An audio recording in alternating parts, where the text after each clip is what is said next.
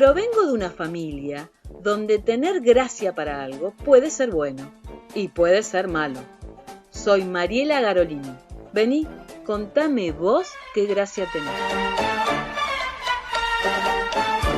¿Viste esas mañanas donde uno duerme profundamente y de golpe suena el maldito despertador que te perfora los oídos y vos tenés ahí una resistencia porque no te querés levantar? Y eso me pasó hoy a la mañana. Sonó el reloj y mis pensamientos fueron entre la realidad y el sueño, y pensaba cosas para no levantarme, excusas, y de golpe me imaginaba que estaba en otro lado.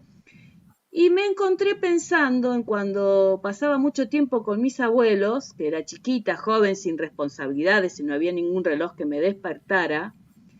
Entonces, aquellas mañanas donde me levantaba con mucha modorra y le decía a mi abuela, para seguir en la cama un rato más: abuela, ¿me contás cuando viniste de España en el barco? ¿O me contás cómo hacían cuando llegaban los guardias civiles al pueblo y ustedes tenían que esconder la comida? O me iba a la quinta con mi abuelo y él me contaba la historia de su burrito que tenía. Era una burrita en realidad que tenía en España, que se llamaba Gigantina. Y así transcurría mi día entre juegos y historias. Y de golpe suena el reloj de nuevo. Mariela, levántate. Me perforó el oído. Dije, bueno, está bien, me voy a levantar. Está bien, tengo que ir a trabajar. Pero no me voy a quedar con ganas de que me cuenten una historia. Entonces me acordé de que hay una señora a la que le gusta contar muchas historias, que cuenta historias de ella y también cuenta historias de otros. No vamos a decir que es chismosa, no. Ella encarna las historias de ella o de otros y las cuenta igual, como sea. También me contó una pajarita que esta señora suele estar en lugares a veces complicados, donde pasan cosas. Puede ser una desgracia, puede ser con suerte. Hay un terremoto en Santiago de Chile, ella está ahí, cazando historias. Se inunda la ciudad de La Plata, ella está ahí, pescando historias. Ella es la señora Patricia Domínguez, que hoy me va a contar alguna historia seguro. ¿Cómo estás, Patricia? Hola María. No sé por qué hay gente que piensa que yo soy casi chismosa. No busco las historias me vienen o me suceden, que es diferente. Las atraes. Claro, en realidad creo que todos tenemos una especie de atracción por las historias, porque todos vamos siendo tejidos en las cosas que nos van sucediendo y bueno, creo que esto que lograron tus abuelos, que era contarte sus historias y que vos tuvieras luego la necesidad de volver a ellas, porque no es que te la contaron una vez y después te contaron otra. Vos volvías a pedir esa del burrito o esa de los guardias civiles, ¿no? Entonces, ahí hay algo del armado de nuestra subjetividad, ¿no? De estar entretejidos con las palabras y con esas historias que nos dan palabras para nuestras propias historias, es eso. Yo me metía en esas historias y esas un montón, o sea, yo las vivía y de hecho algunas se las he contado a mis sobrinos, a mis hijos, así que es tan lindo que te cuenten historias y a veces a uno le pasa que decís, va, que me cuenten historias a mí, que soy grande, que me entretengan.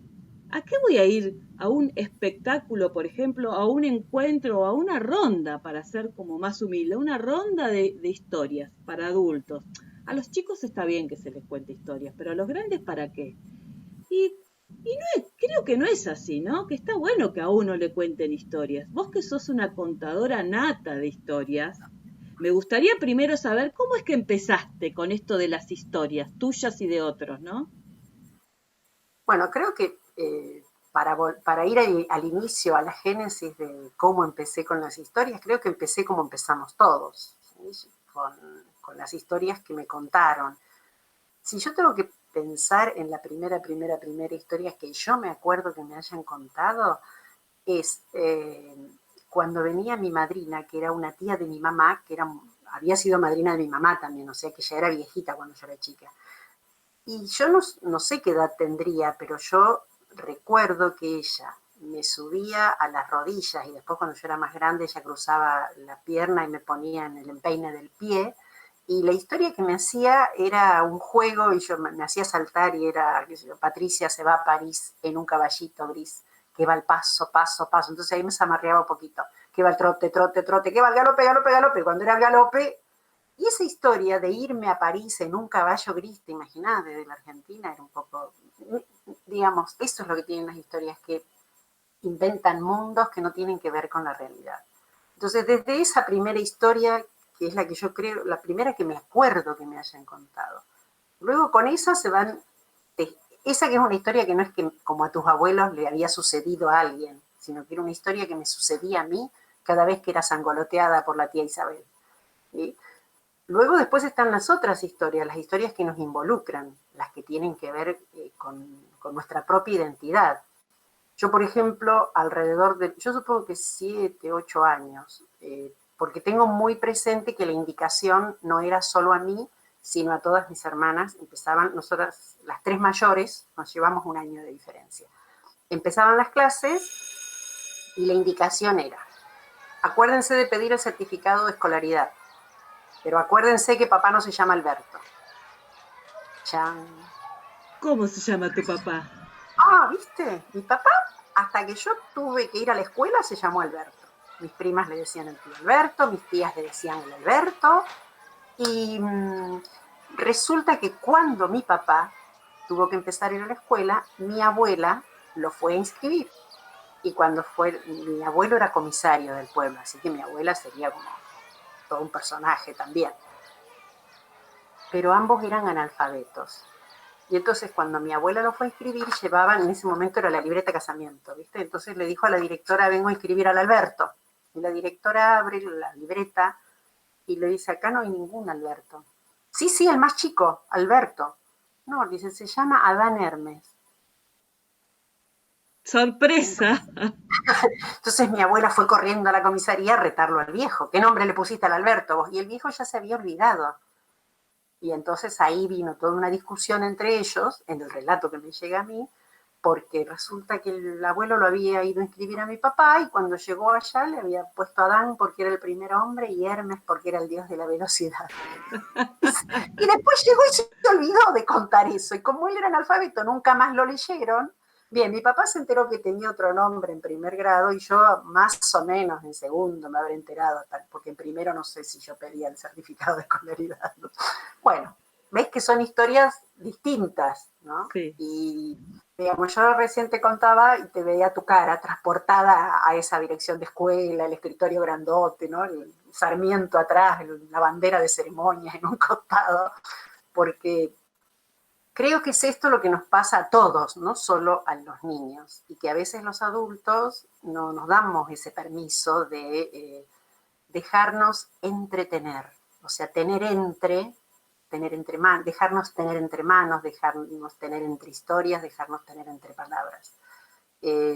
Poder explicarle a un adulto por qué sería interesante para él, valioso, lindo, entretenido ir a escuchar historias, más que una explicación, merece una historia, como esa que te dice de mi papá, que es verdad, ¿eh? ¿No? Nosotros los adultos muchas veces caemos en esto de buscar la explicación a todo, porque no es la misma pregunta, la misma explicación que pide un niño cuando quiere saber algo, que la que pedimos los adultos. Y a veces está aburrido eso, o sea, creo que está bueno esto de poder relajarnos, que ese momento que podemos compartir con amigos contando historias o escuchándolas, está bien, no nos suma la productividad económica, ni mucho menos, pero está bueno esto de como adulto relajarnos, jugar, que cosa que nos olvidamos los adultos de jugar. Entonces está bueno esto de escuchar historias, relajémonos, gocémoslas, esta capacidad que todavía podemos tener los adultos de transportarnos y simplemente disfrutar un momento. A ver, Me gustaría, Patricia, que vos nos cuentes una historia, sin mayores explicaciones. Tengo ganas de que me cuentes una historia, como esas ganas que tenía hoy temprano a la mañana. ¿Tenés algo para mí? Sí, eh, voy a elegir entre una que no te voy a contar, así te Ah, quedan las ganas y otro día me decís, ay, esa que no me contaste, porque eso bueno, también pasa cuando uno cuenta. Porque yo creo que hay una gran contadora de historias que no sabemos, me parece que es un gran invento, pero está buenísimo, que fue Sherezada, esta mujer que durante las 1001 noches le contó historias al sultán y así salvó su vida y la vida de tantas otras mujeres. Con esas historias fue aplacando la ira, pero además fue adentrándolo en un mundo maravilloso de historias populares. Pero de esas no te voy a contar ahora. otro día en otro cumpleaños. Lo que te voy a contar es una de las historias que Marco Polo le contó al gran Chang referidas a sus viajes. Marco Polo escribió su diario, bueno, Rustichello escribió el diario que Marco Polo le iba contando en la celda, pero esa es otra historia. Y por suerte, Italo Calvino inventó las ciudades invisibles, que son las historias que Marco Polo le habría contado al Gran Khan y que en un punto en diálogo con Sherezada son ciudades que tienen nombres de mujeres y hay ciudades que son sutiles, hay otras ciudades que él las llama como las ciudades y los ojos, las ciudades sutiles, y hay un grupo de ciudades que él agrupa en la categoría las ciudades y los trueques. A 80 millas de proa al viento maestral, el hombre llega a la ciudad de Eufemia, donde los mercaderes de 7 naciones se reúnen en cada solsticio y cada equinoccio. La barca, que fondea con una carga de jengibre y algodón en rama, volverá a zarpar con la estiva llena de pistacho y semillas de amapola.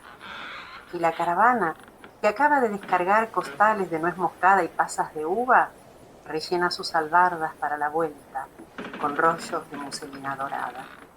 Pero lo que impulsa a remontar ríos y atravesar desiertos para venir hasta aquí, no solo el trueque de mercancías que encuentras iguales en todos los bazares, dentro y fuera del imperio del Gran Khan, desparramadas a tus pies en las mismas esteras amarillas, a la sombra de las mismas cortinas espantamoscas, ofrecidas con las mismas engañosas rebajas de precio.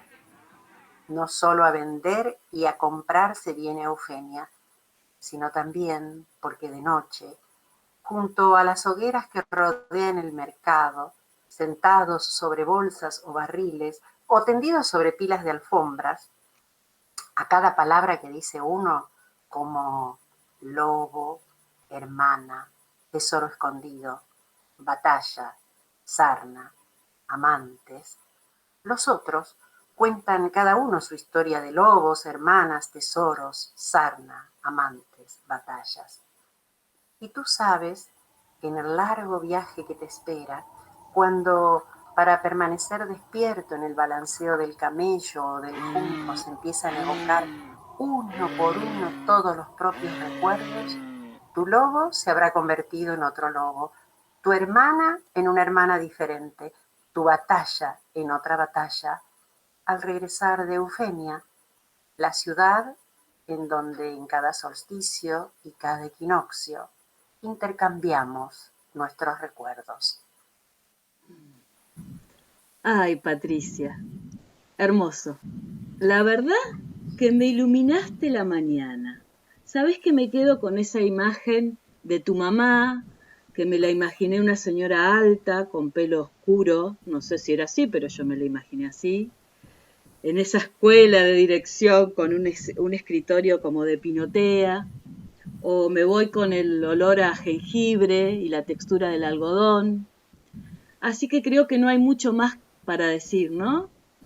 Invitamos simplemente a que cuando algún oyente se entere de que la señora que cuenta historias anda por ahí, se acerque y se entregue a esta posibilidad de escuchar una historia para nosotros los adultos y también para los más chiquitos.